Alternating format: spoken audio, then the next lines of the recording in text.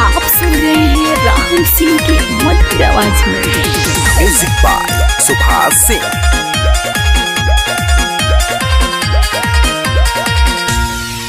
जोरा बाटे न तोरा दुकान के, बोला का भाव बाटे सामान के। अच्छा आओ देख लो। जोरा बाटे न तोरा दुकान के, बोला का भाव बाटे सामान के। सौदा न हमार तोते की नाई, बात ये गोदी दिले बताई। सारा लोग बात वो तो चाहता है। कौन है रे? भर पेट हमें कर देता है, जब सिंह जी का बेटा लेता है। भर पेट हमें कर देता है, जब सिंह जी का बेटा लेता है।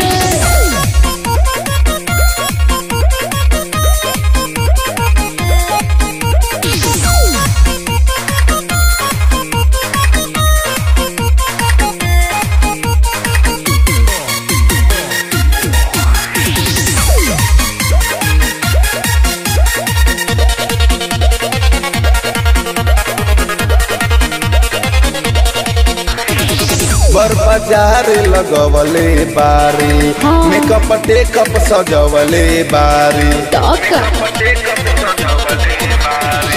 बर बाजार लगवले बारी, मेकअप टेकअप सजवले बारी।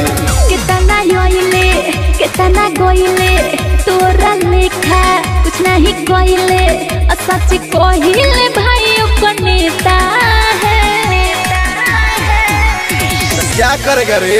भर पेटी हमें कर देता है, जब सिंह जी का बेटा लेता है। भर पेटी हमें कर देता है, जब सिंह जी का बेटा लेता है।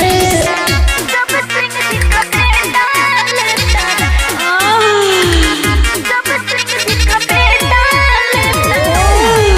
आप सुन रहे हैं राहुल सिंह की मधुर आवाज में। Music by Subhash Singh. लगे से तोरा होटे में न डर के, लइका होई हम बर घर के। अच्छा ऐसे बा। ओहो लगे से तोरा होटे में न डर के, लइका होई हम बर घर के। राहुल सिनिया नवीन निराला, सोनिया सुभाष जी मार दे है भाला। अब और तोरा से हमार चाहता है। भर पेट हमें कर